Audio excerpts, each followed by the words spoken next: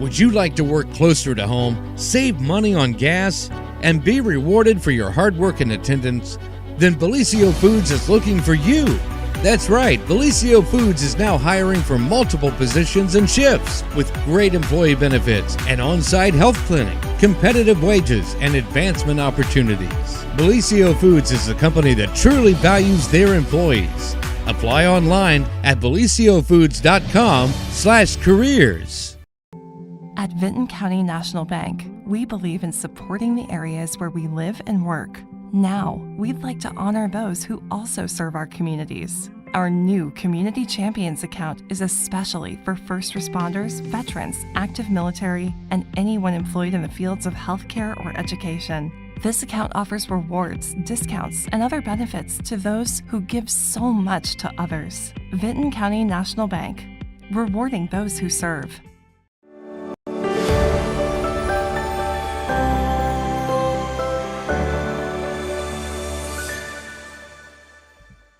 Good morning, everyone. Happy Monday. Happy Monday. How are you, Jen? I'm okay. How are you doing? A little sore. Worked in the garden over the weekend, and I can finally say everything is officially in the ground. Well, that is awesome. I will be over to pick some vegetables here in a little bit. That's what my great grandparents said that too. They're like, "What time are you not home? Like I'm eating." Thank you for planning all this stuff. Yeah, they're gonna come. They're gonna come pick after night, apparently. Yeah. Well, yeah, the rabbits do it. Why can't we? I know. I'm gonna have to watch the animals this year. The critters, the deer are woof. Yeah. So last year I had a 8x10 garden. This year I expanded, so it's a 20x10. Oh. So there was a lot more I had to do to get it prepared. A lot more I could plant. Yeah. So yesterday I planted 5 rows of corn. Okay. And that was the last thing I needed to get in the ground. So altogether, we got sweet corn. We have 3 varieties of tomatoes at 4 plants apiece. Okay, we'll definitely be over there. 25. I planted 25 of each onion set. I was able to squeeze in. So we got 25 of red, 25 yellow, and then I planted a number of cucumber plants, well, seeds that'll be plants, and then I'll eat them out as they come up. And then also did potato sets or seeds. Yeah. So hopefully, and I did those in raised beds this year that I added. I got these galvanized steel big. It's like a 4 foot by 2 foot galvanized metal. And then as they come up, I'm just going to fill in dirt to kind of do the mounding effect with them. And hopefully by the end of the summer, it'll be filled at the top. And when it all dies out and I get in there and dig around, hopefully it's just loaded with potatoes is my hope. So. Yeah, that sounds anyway, we're the hands and I know the I've muscles got the sciatica from the planting flowers. I'm like everything's a little sore. We're old. Yeah, did a little bit of that over the weekend too. It being Mother's Day. My wife Kara picked out a few plants for Mother's Day this year. One of them was a little rose. It's like a yellow cream, like lime looking color. Is what it'll bloom, I guess. So we planted that out in the front yard, and then there was another one we planted in like a hanging basket to hang up, out front. So, but yeah, just busy weekend. And I tell you what, the highlight of the weekend was, Jen, was Friday night. Oh my God! Not everybody got to see this on Friday night. Ugh.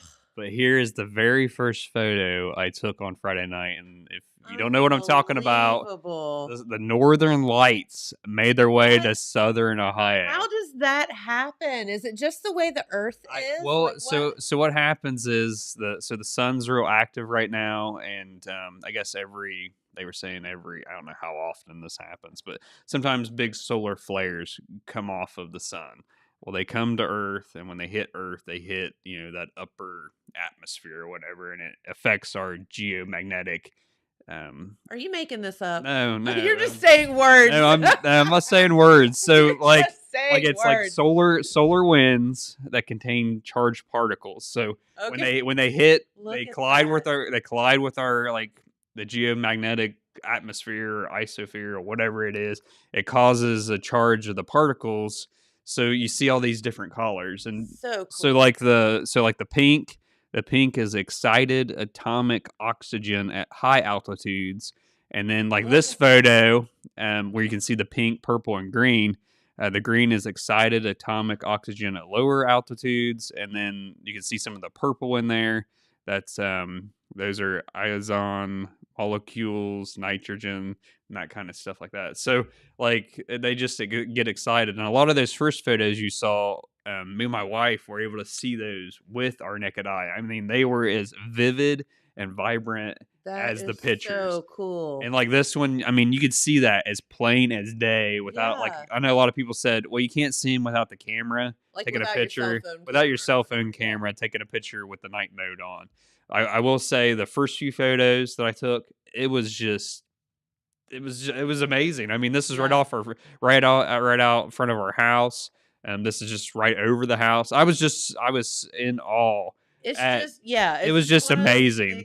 I said, oh my gosh, it would have been so funny to be like, a fly on the wall watching all of these humans just going out and looking up at the sky Friday night. Yeah, so we have that. I have surveillance cameras out on the front porch, and we got a little video clip where you can it's not the whole thing in its entirety. It was probably 3 minutes, but I cut it down to just a few seconds to where you can hear my excitement. Okay. So this is I don't know, can they still hear us?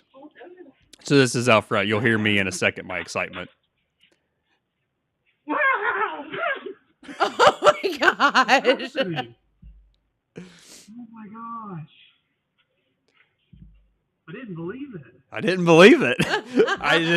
I kept repeating the word wow. You could just hear me, wow. You can just hear the excitement in my voice.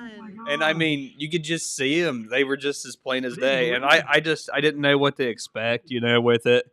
And I everything that I read said that, it was going to be between like 11 a.m. or 11 p.m. and like 5 a.m., But we went out after sunset because I heard, some reports that if you go out after sunset, you might have a chance of seeing it. So I'm glad we were sitting out there.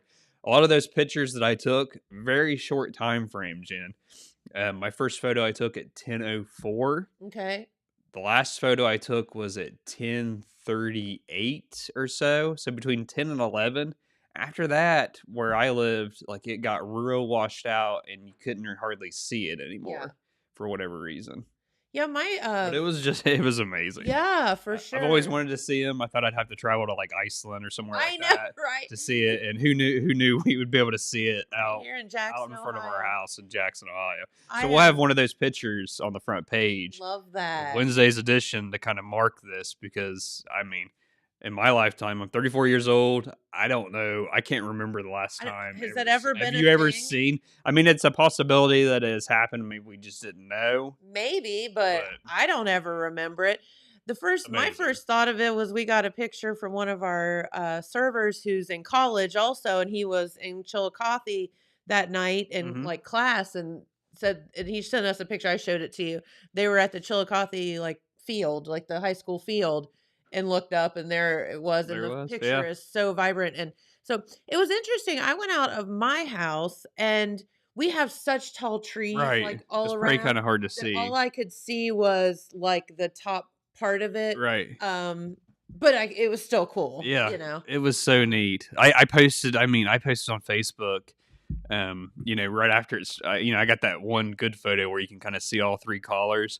And I said, if you're not outside, get outside. Yes, like go. And I ended up adding some of my other favorite photos from that on that post too. And it got so many shares over the, just overnight and over the weekend. I mean, it ended up with 557 likes, 162 shares. But like it was just amazing. I was like, if you guys aren't outside, get outside. And I shared some. Yeah, I love that picture, the first one with the this one and everything. It's really neat. Right? Like if you can, super cool. Like I was on my computer because I was processing these to put a photo gallery up on our website this morning. And like if you have all three of them in a row in the folder and like you tap down real quick, like you can see like the shimmer. Yeah, it's like the shimmer of the northern lights there. Who knew? Right? Who would have known we would have ever seen it in Southern Ohio?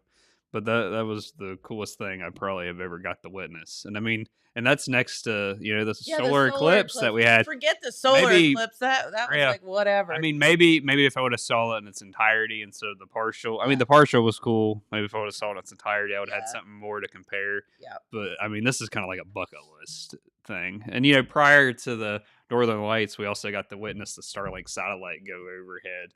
And my wife commented and said that it looked like Santa and the reindeer flying through the sky. How did you know it was the Starlink? I've seen videos on social media before because people will freak out and they'll post videos. They're like, "Oh my gosh, what is this? What is this?" And people's like, "Oh, that's just Elon Musk, and the Starlink satellite." So. What does the Starlink? Is it just white, or are there other colors involved? The ones that we saw, the lights or the Starlink? The Starlink. Starlink. The one we saw, it just looked like it just looked like stars in a line, okay. and you just see them move right overhead.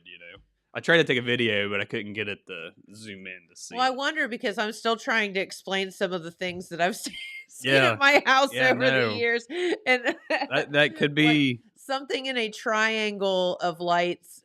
I still have not explained yet, and so I'm still waiting for someone to explain to me why I saw a triangle of lights over my house. So this is what it looks like, the Starlink that goes overhead. That's not what I saw. That is cool though. Yeah, it's real wild. It's just a bunch of satellites like in a row. And, that's awesome. Probably can't see it on there, but it just looks like little stars. So we got to see that overhead right after sunset, and then we got to see. I mean, the wife noticed them first. She would just kind of looked up, and you just see her get off the swing and start rushing off the porch, and me following behind. I'm like, "Do you see something?" When we get out there, she's like, "Look, there's pink." And then not long after that, you saw the green, and that's when I took that first photo where you can see the green and the pink. That's awesome. And it just all kind of all around us, and like everything that we saw, it said that it wasn't. I didn't think it was going to be overhead of us. It said on the northern horizon, so we kept looking to the north. Right, but it was everywhere, all around us. Yeah. Like it was like around the house, above the house, and around it. It was amazing. Yeah, just amazing. So, anyhow, Jen, that was some excitement over the weekend. Very cool. So on a Friday, on my way home, well, kind of on my way home, it was Friday afternoon. We had a 2-vehicle crash out on State Route 32 in Burlington, there near the intersection. Oh, like at the hospital? Yeah. Oh. Yeah, right out in front of the hospital, basically. Here is one of the cars that was involved. This one here was this car was the one not at fault. So we'll read you this real quick. It was a 2-vehicle crash occurred at State Route 32 in the intersection of Burlington Road. Happened at approximately 3:42 p.m. on Friday, May 10th. The crash occurred when this Chevy Impala here, the white one, it was driven by Rick Ward, 64 of Waverly. He was traveling westbound on State Route 32 and failed to yield at the red light at the intersection of Burlington Road. Ward's car was struck in the driver's side by another car driven by Alexander Luhrmann, 53 of Jackson, which was traveling northbound on Burlington Road. The impact caused Ward's vehicle to slide off the highway and come to rest, as you saw there on the embankment.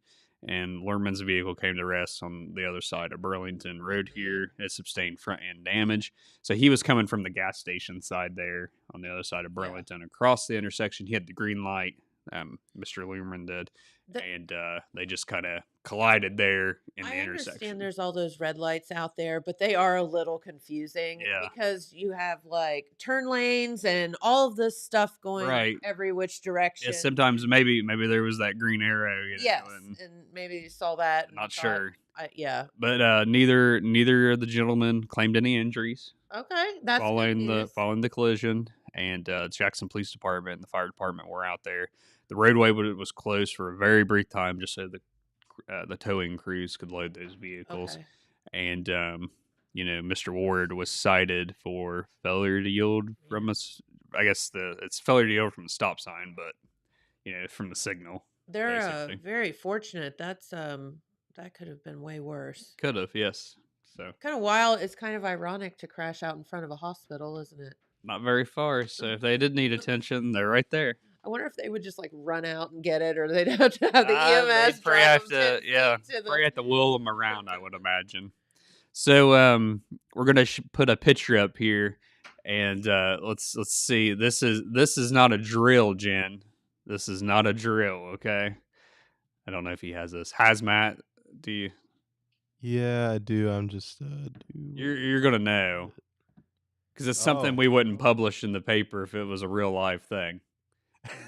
Yeah, that would not be good. This would not make the paper. No, okay? that would definitely not make the paper. Very, very dramatic actors. Kudos to them for putting on a show here. What is happening? So it's like every year or every other year, the Jackson County Emergency Management Agency, they conduct it's what they call a hazardous materials functional scale exercise. Okay. This year's exercise, I got to be a part of it a little bit. I got to go down and like pick on and question the public information officer for information about what was happening for this exercise. This year, the accident involved an Oak Hill Union local school bus and a farm truck. The farm truck happened to be hauling a tanker that had pneumonia in it. Had ammonia in it. Okay, but this is all fake. It's all fake. This is all a drill. Okay. It's all pretend. And they usually have actors like the one that's hanging out the back of the bus there that's unconscious or possibly, I don't know, deceased maybe. I'm not sure how many victims there were altogether. Okay. But so you can see the firefighters there going to check on that victim that is hanging out of the emergency door of the school bus. And so the Jackson County Local Emergency Planning Committee, they host these along with the Jackson County Emergency Management Agency, and then there's a bunch of other entities that are involved. And where this pretend crash happened, the bus and the truck collided, and where they collided, then the chemical began leaking out of the tank that the truck was carrying. I don't have another picture. I think that's the only one that Pete sent. Okay. And that was kind of a worst case scenario, and then there was all these pretend victims that needed medical attention, but they have to go through all those procedures of, they arrive on scene, kind of assess the situation. They got to get in their gear. And do they get like graded on They do. Yeah, there's folks there that will evaluate them. Okay. On how well they do on their emergency response to the situation and assessing the situation. And in addition, so this year, this scenario happened near the village of Oak Hill. It was, what is that out there? It was near the intersection of 279 and CH&D Road, just outside of Oak Hill there. Yep. Is where the simulated scenario for the hazmat part happened. And the other part of it, they have an emergency operations center that was set up inside the Village of Oak Hill building there. So you had people in there that were being evaluated on how they were handling, the phone calls and, because people would call in, pretend phone calls, would call in and be like, well, I live near where this is happening. Do I need to evacuate? Or, okay. I'm not home, but my dog's home. What should I do? Just different scenarios. And then there's people there keeping track of everything that's going on and, calling other people to respond if they need to respond. So there was a number of people involved in this from, fire department, police officers, the hazmat team, even had some firefighters from nearby Gaia and Scioto counties that participated. And it's just all a training exercise, Jen, just to prepare for a worst case scenario. Yeah. So each year, usually the scenario is a little different. This year, I thought this one was more realistic. There's been some times when they've had some of these where maybe it's not like there. I remember I've covered these off and on over the years, and I can remember one year where there had been like an earthquake or something. Because we have so many of those around here. Yeah, I mean, we have them here, but not to the scale that, like California or somewhere has. But, there's just been times where sometimes they just seemed a little far-fetched or they're not as... But the one this year, I thought, that's very plausible. Something like that can happen. Yeah. I mean, it almost did the other day with the manure on the highway. I mean, that one semi was carrying poisonous chemicals that could have leaked. Thank God it didn't leak. Yeah. So anyhow, just wanted to come in and share those few things and just share the Northern Lights with your guys' viewers. And we'll be putting up pictures on the website here when I get off. I was in the middle of processing those photos for the web, and we'll get those up, and we'll have probably that one that you saw with the shimmer there, hopefully on the front page if space allows. Love that. So, well, thank you for sharing. Very, very rarely do we get to report something that cool. it was just the coolest thing I have ever here, seen in person. know. And I mean, I don't know in my lifetime if we'll get to see something like that here again. Yeah. So Very unless the awesome. sun really gets wild, and you never know. Come on, son, get wild again. Not too. We don't want it too wild. Not So too when wild. sometimes when those solar flares happen, they can also cause disruptions. They do. Like radio waves, and They do satellite satellite, problems. They cover up. You get sunspots, all kind of crazy things. Different things. So hopefully we won't have any more extreme ones, because the levels of that when it came through was like severe extreme, as extreme they were calling it. The geomagnetic storm was like severe. Yeah. So whatever. So that's why on Friday night they said there was opportunities to see it, I guess, on Saturday and Sunday too. And we went out Saturday and sat, all three of us, including my little one, and he stayed up till 10 o'clock. All of us out on the swing, we kept looking for lights, and he kept pointing, there's the moon, or there's the stars. And I'm like, we're looking for the lights. And he would look, and he didn't see any lights. And then it was like 10:12, and I look over, and he's he's out asleep in Kara's arms. So we stood out and was hoping to see something. But I did see there was some pictures of people across the state that did see some. They weren't as vibrant as what it was Friday night. Be like it was and Friday. Sunday, I guess even a few people saw a little, like it was just like just a little bit of it, nothing like Crazy. Friday though. But anyway, I'm going to turn my chair over to Telegram editor Pete Wilson here. He's going to bring you the rest of the news this morning, and we'll see you guys next time. Well, thank you so much for sharing. That was awesome. Very good. Well, come on over, Pete. How you doing, buddy? Fine. How we doing? We're doing, baby. We're doing. Well, you're an educated girl, aren't you? I don't know why. I'm gonna give you an astronomical phenomenal fact that I find amazing. I know a lot of people know it, but we're going to share it for those who don't know it. Okay. Okay. I'm sure you've heard of Halley's Comet, right? I have heard of Halley's Comet. It's not very often, but every now and then it's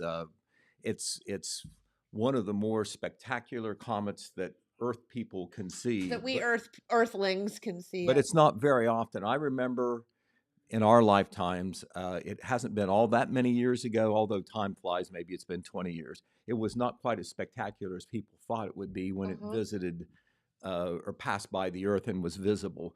But here is that factoid that I find amazing. Halley's Comet came in, I think it was the year of 1810 or 1811. Okay. I should have looked it up so I don't tell you wrong, but it was one of those two. Mark Twain was born on that day. When it returned the next time in 1886, it was the same day that Mark Twain died. What? Can you imagine the odds on that? Okay, now I got chills. That is freaking me out. Right.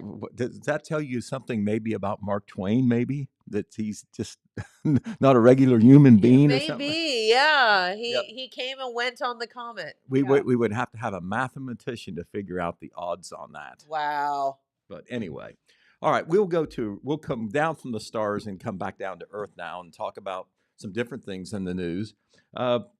In the city of Jackson at the last council meeting, there will be another council meeting tonight, but this was reported some details of this were reported in our Saturday paper.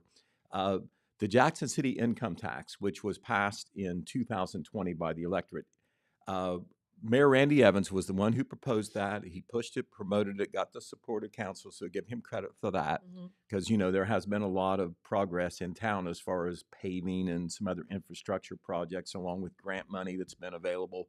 So that, there's been a lot of work that is being done that wouldn't have been done otherwise. I think that's fair to say. Sure. Well, anyway, he wanted to put a sunset clause in it, which means that it doesn't go forever. It goes for a certain amount of time, because he wanted people to see whether they thought it was worth it or not. Right. It would have to be renewed or extended or another vote. Well, that time has not quite come up, but Randy decided earlier in the year, he actually announced it during his State of the City speech, and it was just reconfirmed here at the last meeting. The income tax, the city income tax, is going to go on the ballot this November. That is, if it has council's approval, and I don't know why it wouldn't, based on what I can see from the meetings and the discussions and so forth, and the past support, and kind of the feeling that it has paid dividends in the city. But anyway, it normally would not have to go on until next year because 21, 22, 23, 24, 25, Sure. right? But if you put it on a year early, the advantage is if it would get defeated, you have another year to try to get it passed without any cessation of revenue. Also, the income tax money leverages a lot of other money. You know how you have to do reimbursements and you have to do match money and so forth. The fact is the city wouldn't qualify for some of these grants that they get if they didn't have some money to match Sure. the big money that comes from federal and state sources.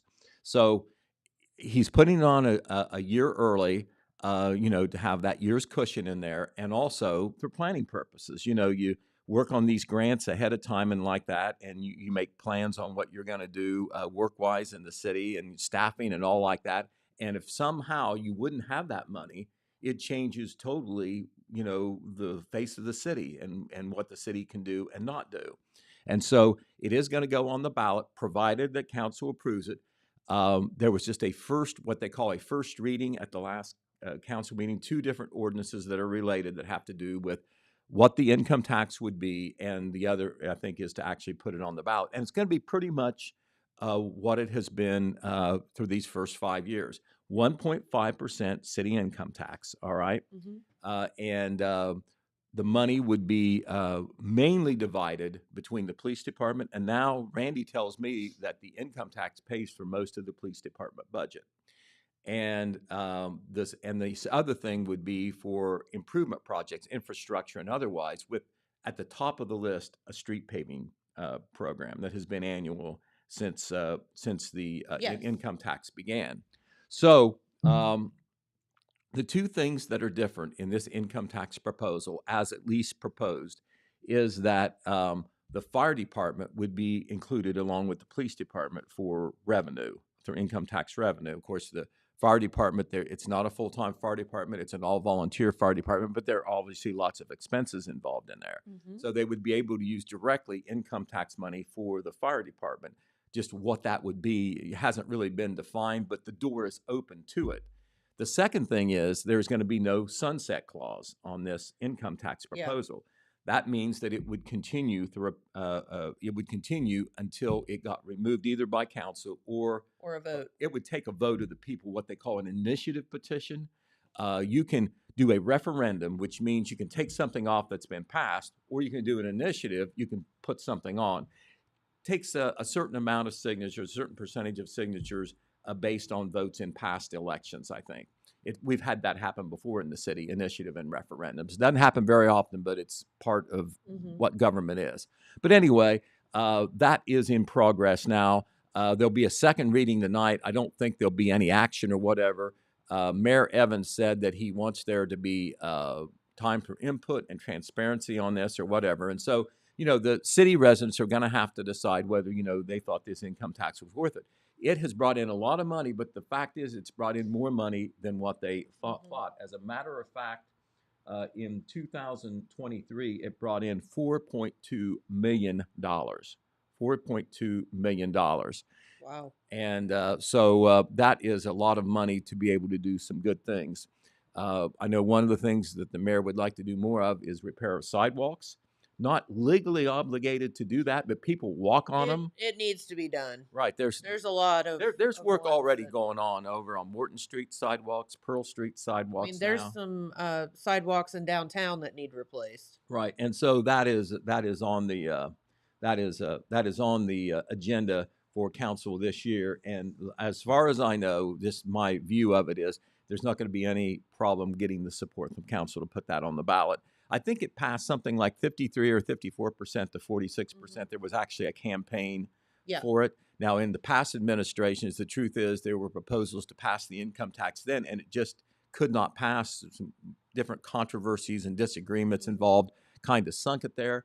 But the income tax revenue is needed more than ever if you look at the fact that due to audit rulings, the city could not use certain utility monies for general fund purposes. And the general fund is where the police department is. That's one of the big ticket items. Also, there was basically no street paving unless there was a grant before. So anyway, I'm sure that there'll be a lot of more information come up on the importance of the income tax and the pitch from the city to have that extended, I guess would be the word. But the new provisions of the income tax, if passed in November, would not take effect until January 1st, 2026, because it has to finish through the 5-year initial period of the first tax. All right. This news came out of Vinton County. It hadn't been in the paper yet, but it will be. Red Thompson Jr. reporting here. One of the big projects in Vinton County, Jennifer, that we've talked about, that Red has talked about, is the Vinton County EMS is in a building that is north of MacArthur on State Route 93. It's an okay building, but it's not big enough. Yep. And so they would like to take advantage of an empty county building in MacArthur on a residential street, Walnut Street, as a matter of fact, that has more room. Okay. It used to be where the county garage was, all right? Yes. But the county garage got to move into the old state highway garage when the ODOT built a new Vinton County garage elsewhere. They basically did some lease deal that was pretty cheap, I think, or to allow the county to use its old garage, which of course was certainly adaptable and appropriate for what the county did. So they would like to move. Dylan, if you can see the picture there of the old Vinton County Highway garage on Walnut Street, that is where they want to put the new EMS facility. What they have done is they want to do this as quickly as they can because of the lack of room and garage space and all like that at the EMS building north of MacArthur. And what they have done is they've got $500,000 to do the so-called renovation and conversion. That's a grant, all right? Because they're going to have to make it, before it was a highway garage, and now they're going to make it into an EMS building, which is a little different. But it's much bigger. That's the key, and it's in a better place for an EMS. It's not on a busy highway. They don't have to worry about ambulances pulling out or whatever. Right. But anyway, the first thing that's going to happen is the commissioners last week, thank you, Dylan, there it is. That is the old Vinton County Highway Garage, the former highway garage located on Walnut Street in MacArthur. As you can see, look at those garage stalls there. A lot of room to park ambulances inside, not outside. Which is what's happening right now. Right. And there's medicines and things in those. Right. Like, it's not climate controlled. No, and it's a security problem perhaps too. But they awarded an $11,950 contract to a company called Environmental Remediation Contractor, and they are going to clean all the oil and gas remnants out of that building. That has to be done first before they can do all the renovation, conversion, construction. They're not going to add on to the building or anything, but they need to totally do the interior over again, is what I'm told. It's called a scrape and rebuild. But the superstructure itself, I think, will stay there. So that's progress in Vinton County on what's happening there. All right. At the last Jackson School Board meeting, I always love when they do this. The school officials, Phil Howard, the superintendent, and the school board brought in the newly hired teachers. They wanted to introduce them. There they are right there. All these people are going to be teachers starting in the 2024-25 school year. Yay. April turns out to be, Jennifer, a key personnel month for schools. That is when, if you're retiring or whatever, the school district kind of wants to know. Yeah. And they want to do as much hiring as possible. Sure. Full-time and supplemental positions by then, too. So they're kind of ready to start the school year. But let's identify these people. Some of these folks are going to come right out of college and go right to work at the Jackson City schools. And there's some familiar faces in there, some local people. But on the left, there in the front row, of course, you have Phil Howard. Then you have Caitlin Fell, who will be a third grade teacher at Westview. She will be graduating from Wright State University. Then you have Mindy Gregory, who is a graduate of Athens High School, and she will be an she is expected to be an intervention specialist at one of the schools. Then you have Westview Elementary principal Karen Oxenbein. Then you have new teacher Heidi DeLong. Heidi will be a kindergarten teacher at Southview, and she currently teaches in the Gallia County schools, but lives in the Jackson County School District or the Jackson City School District and has children. Then you have Darcy Williams on the end there in the front row there in the pink jacket. Darcy will also teach kindergarten at Southview. She is a graduate of Vinton County High School, and she just graduated from the University of Rio Grande this past Saturday, and she is a published author of a children's book. Nice. In the back row, there on the left, that is a familiar face and name, especially from Oak Hill. That is Jordan Morgan. He is an Oak Hill High School graduate. He is graduating from Wright State this spring with a degree in science and social studies. He will be teaching science at high school. He is his grandfather was an administrator, athletic director, and teacher at Oak Hill High School for many years.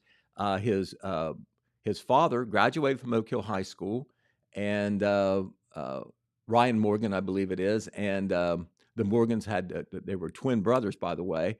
But Jordan will be a teacher, a science teacher at Jackson High School, and he looks just like his daddy. I can tell you that. I remember when the Morgan boys came through Oak Hill, one of them was a teacher at Jackson for a while. Okay, and then you have after Jordan, you have Jerica Gibson. She will teach kindergarten at Southview. 3 new kindergarten teachers at Southview. They're cleaning house there. She is a Jackson High School graduate, and she currently teaches for the Vinton County schools. Then you have Southview Elementary Principal Heather Michael, and then Jackson High School Principal Tyler Swackhammer. All right, speaking of schools, let's swing over to the Wellston City School District. And this was a big plus for the Wellston City School District this year, and it was realized just last week when Bundy Elementary had the first visit of the Adena Mobile Health Clinic. Remember, we had Dr. Brian Rao talk about the mobile health clinic that they made an arrangement with Adena to have. Yes, so cool. There it is right there. It's pretty impressive looking, as you can see, the mobile health clinic. I'm not sure what the regular schedule will be, but it will be making visits to the different Wellston schools from now on. This is its first trip to Bundy. And the idea is to reach underserved areas and provide a range of services, including vision and hearing tests, general health assessments, and vaccinations. And I understand that some of these services will be open to the public, but mainly, of course, serving the needs of the students and the staff in what they say is a medically underserved area. I guess sometimes we know that when you're trying to see the doctor and you have trouble getting in to do it. But Adena Mobile Health Clinic first visit at Bundy Elementary. All right, Jennifer, did you know that last Friday was Jackson County Senior Citizens Day? I heard a little something about that. We kind of told you about that. Well, Red Thompson Jr. was there, and he had a ball. Good. I don't know whether they put a lay on him or anything, but it was a Hawaiian theme. Love that. And it was a wonderful time. They had it at the Wagon Wheelers Hall, which, of course, the Wagon Wheelers made an arrangement with the senior citizens when they kind of pretty much became inactive or mostly inactive. I think they have a codicil in there where they can still have some square dances, but they basically turned it over to the senior citizens. Yep.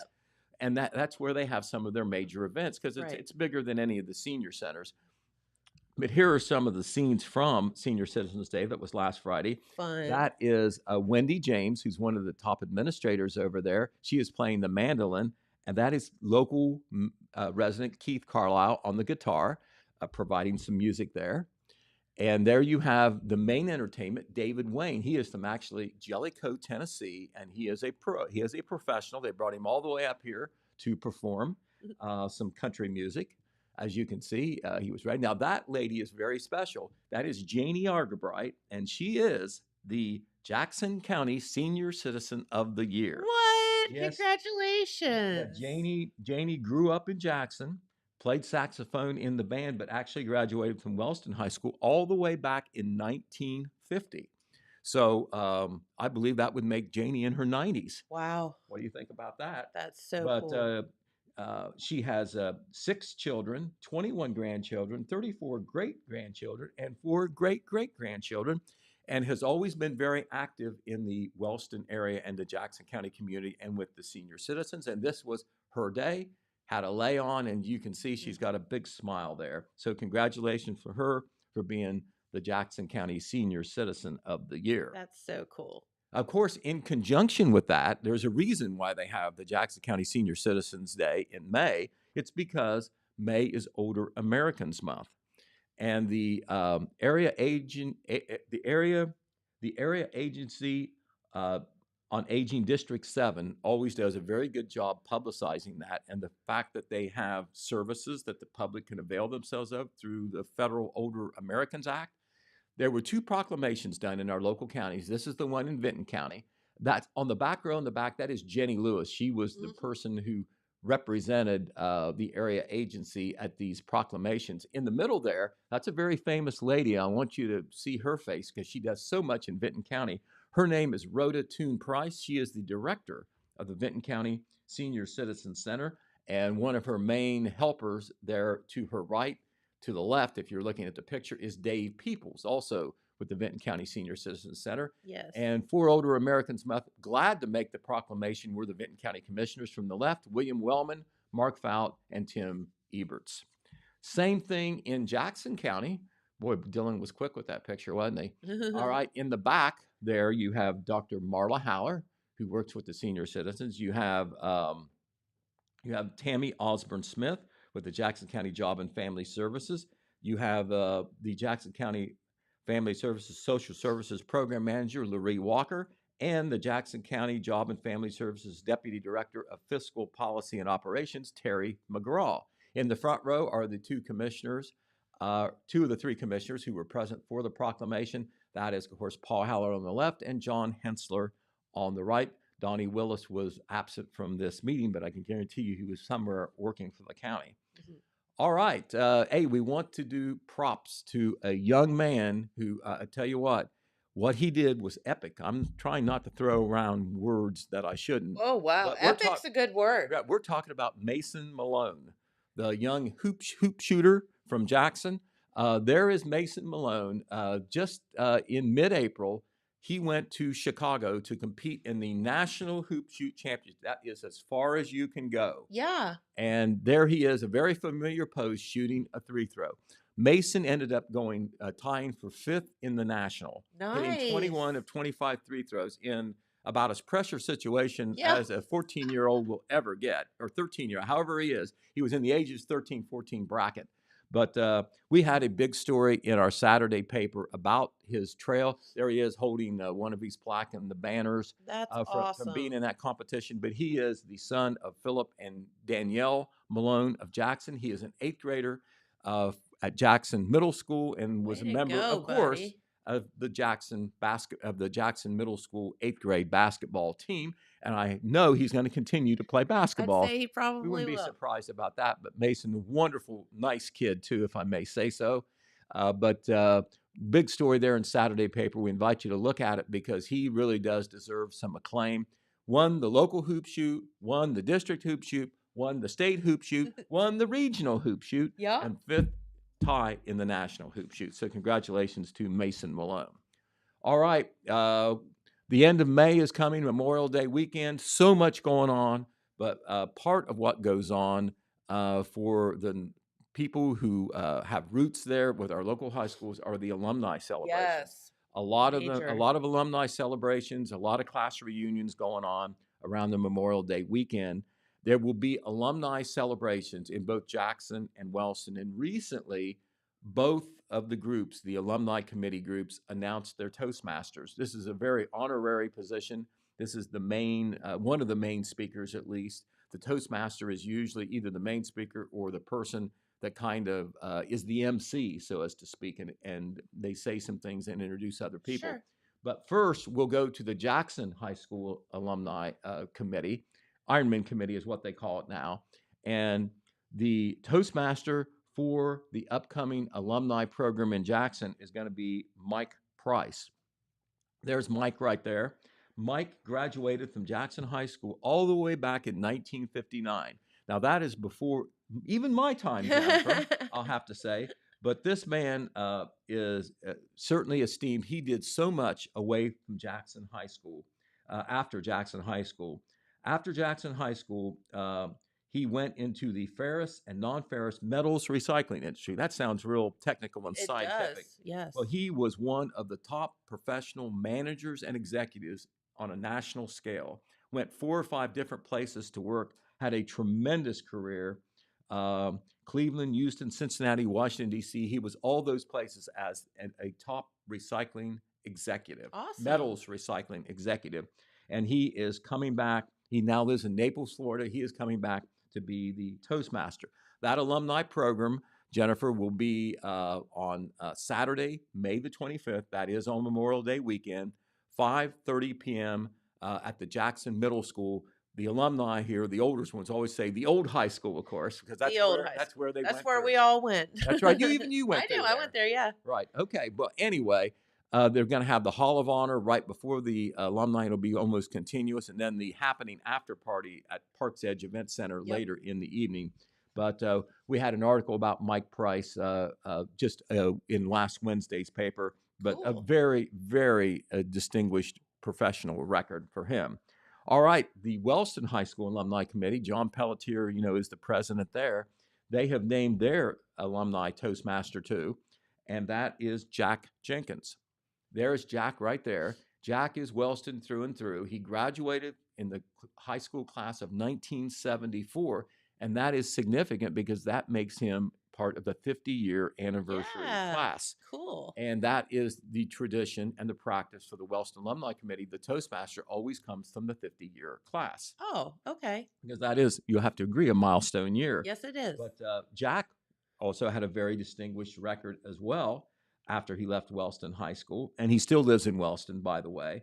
But he was a top executive at the United States Enrichment Corporation, worked there for 31 years, and retired as a senior project manager. While he was at USAC, he managed multi-million-dollar construction projects in the uranium industry. Does that sound pretty important? Wow, that sounds Talk about two wild, high-profile, intelligent speakers that they have lined up to be Toastmasters in Jackson and Wellston.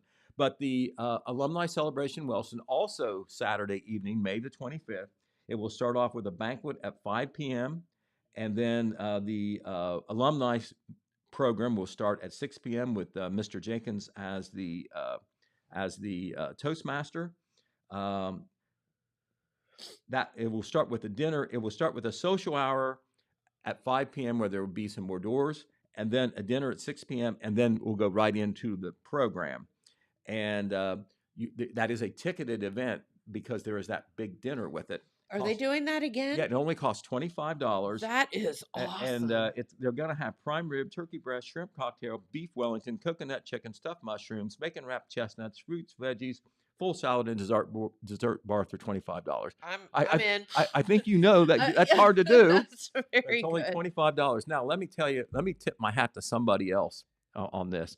I know we're talking about the headline makers, but Tina King of the King of Catering, we know Tina.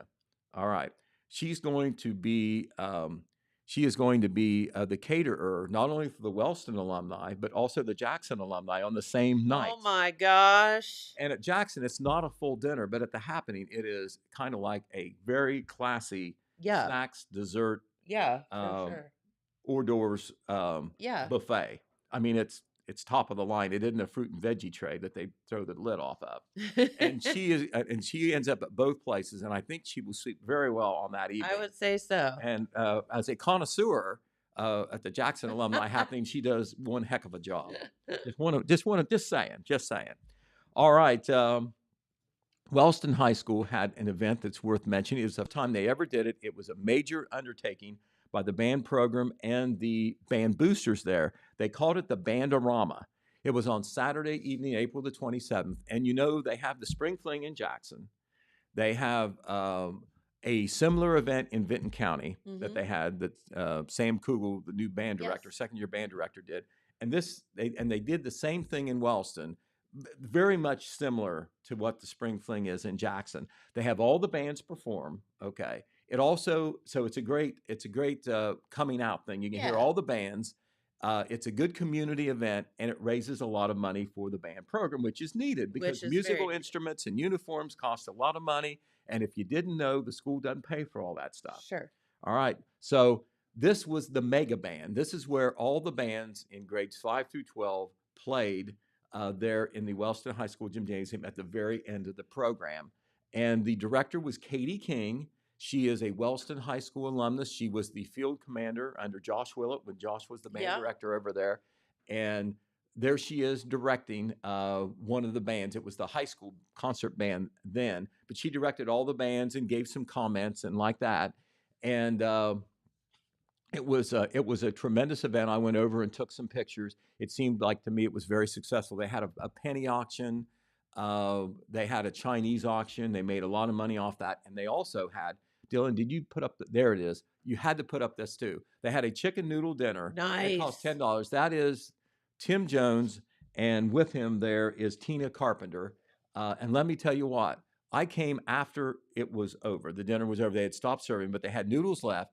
And Tim forced me to take Forced you. to take some noodles home. Did he 'Cause force you? Well, no, it wasn't too hard. When I say that, I just didn't want to take the volunteers if they were going to have Right. noodle but they wanted to give them to me. I did a donation, but they gave me the biggest plate of chicken noodles, and I'm going to say this: I'm going to get myself in trouble. I don't think I've ever had better chicken noodles. All right. And you know that you can go lots of places Yes. to get chicken noodles, and Lots I've of never chicken had a noodles. chicken noodle I didn't like. But these might have been the best I ever had, or maybe I was hungry that night. Maybe. But congratulations to the band boosters and the band program for putting that event on. That's awesome. Okay, did you know that the Lillian E. Jones Museum has been named as a Blue Star Museum? No. What Well- does that mean? Well, they have. What that means is that there is a special emphasis on honoring the military, and free admission will be offered to any museum event to military personnel and their families all summer. Now, normally admission on the regular days to the Lillian Jones Museum is free anyway, Uh-huh. but this is to emphasize that they want to honor. This is bigger than Lillian Jones Museum, but they were one of the museums in Ohio Uh-huh. that was named a Blue Star Museum, and so new director Ashley Aldridge wants to give a special welcome to the military families Sure. for the Blue Star Museum. The Lillian Jones Museum is normally open on Tuesday, Wednesdays, and Thursdays, I think from 9 to 3. Sometimes they have other hours when special things are going on. They always have beautiful rotating exhibits and some standing things that are always in there Yes. that represent our history and our culture Very and much. so forth. It's really cool. 75 Broadway in Jackson. And speaking of the military, I know you'll hear more about this, I think Wednesday, or is it Tuesday, Dylan? There are going to be a couple folks in to talk about the Armed Forces Day picnic at the Manpower Park. This is the second year they've done it. The military organizations are all pulling this together, and I know we're going to do a radio remote there. We're going to have some newspaper coverage, but the difference between Veterans Day, Armed Forces Day, and Memorial Day, there is distinctions. But Armed Forces Day is to honor active veterans, Okay. not just the ones who have served in the past Sure. or who died in action, who have passed. It's to honor the current military. All right, some other things going on we want to mention. We have that continuing issue in Oak Hill, or maybe, I guess with some people it's continuing, but it's the situation with the football coach who apparently may not have his job retained, Coach Kratzenberg. Tyler Kratzenberg, remember? Yeah, the there's word- quite the- a scandal down there Right, about this. Right. The word came out that and we've not heard this officially from the school officials, so I want to be careful about saying that. But he has been told, I have been told, that he's not going to be back as football coach. Well, there's a large group of people who think he should be. Sure. Remember, there was 100 people at an event, an organizing event in his support Yeah. on a recent Sunday. Well, now they're going to have this Thursday, and they've announced this publicly, and so, we're announcing it as well. There's going to be a Smoke 'em Out, Save Coach Kratz barbecue event this Thursday at 6 p.m., and it's going to be on 306 North Front Street, where the Smokin' Butts BBQ has set up a trailer Yeah. where they do vending on certain hours. They're going to be handing out free dinners because of some donated meat, and members of the public are welcome to stop by for a free dinner, drinks, and a dessert while showing their support directly for Coach Kratz. There will be shirts available for purchase as well. Now, we remember Superintendent Jason Mantell put out a statement that did not directly address the situation, but it was about supplemental contracts. And I think it's fairly safe to say that it was addressing this issue because it's become an issue. But the next school board meeting is the 21st of May. That is not the regular date. It's normally the third Wednesday, which would be this Wednesday. But some time ago, they moved it to the 21st, which is on a Tuesday after graduation, by the way. It's going to be 4:30 p.m. there at the high school. And I know that based on what was said at that community meeting, the first community meeting to support Coach Kratz, they have asked supporters to, call the school officials, call school board members, and then attend the school board meeting to show their support. Okay. So we will see what happens there. Fair enough. All right. Another big event that happens on Memorial Day weekend, of course. Okay. That's not a weekend off, by the way, for the news department. No, it is not. It'll be the 8th annual Cooper Strong 5K here in Jackson. The very first year, there was about several hundred people that took part in that. It was huge. It has remained a big annual event. Kalina Cooper Snyder, who graduated from Jackson High School, I think you know her. I do. Right. She graduated close to you, didn't she? Yeah, year or two maybe above us, yeah. Okay. Well, anyway, she has done this in honor and in tribute to her late niece, Yes. Emily Jo Cooper, who will forever be enshrined in the memory of the Jackson City School District, especially the athletic people, because she was such a great athlete, a great student athlete. She, of course, was tragically killed in an automobile accident in 2016, just after she graduated from Marshall University and before she got to be the women's softball coach at Jackson High School, as she had been hired the previous couple months before. But the Cooper Strong 5K Run and Walk honors her memory, and it also raises money for a scholarship fund in her name, and also for the athletic program, particularly the girls softball and basketball, for whom she played when she was in high school. They've done quite a bit for those programs. Right, they helped provide the money to put the so-called hitting barn project over the top, and now that facility is right there by the softball field, allows the softball players to practice inside when it's too cold to be outside practicing.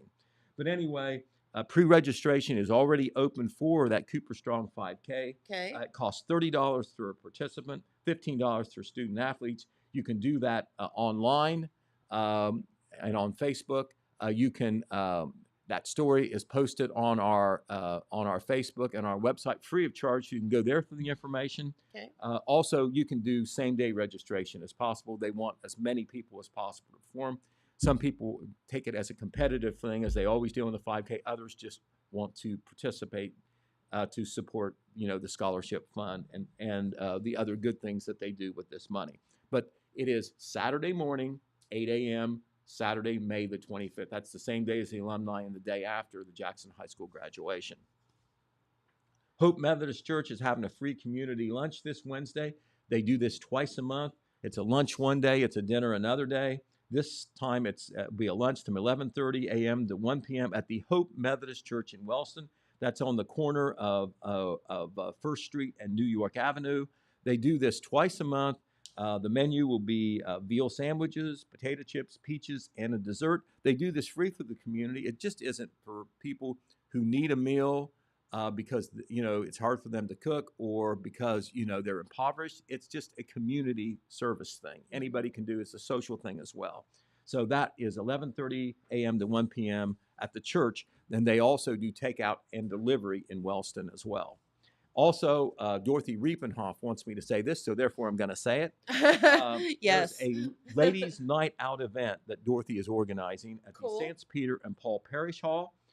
It will be Friday evening from 6 p.m. to 8:30 p.m. The event serves as a fundraiser through the Lucinda Kessler Scholarship Fund. The program will be this year, Influential Women of the Bible. That's the theme. It will include vendors, a Chinese auction, and foods of the Bible with a modern twist. Sounds interesting, doesn't it? Okay. Drinks will also be served. Tickets are only $10 in advance or $15 at the door. If you want tickets, it can be purchased from any choir member. Dorothy kind of leads it up, but it's kind of the choir is the organizing group. Okay. And so if you can call Dorothy at 740-384-2359. Once again, 740-384-2359. Information on this event was in Saturday's paper, posted free on our Facebook as well as our website, and we'll try to repeat it in Wednesday's paper as well. And there you are. I'm done. Woo-wee. Good job, Pete. Well, this has been a fun day to report a lot of great things. And then the Northern Lights thing. Did you get to see that, Pete? Well, I tell you what, Jeremiah called me, and I had napped that night, and I didn't know that when the Northern Lights were going to come, and I figured it's like everything else, I wouldn't know where to look or I wouldn't see it, and I was also warned ahead that city lights, you won't see them as well, but he saw them.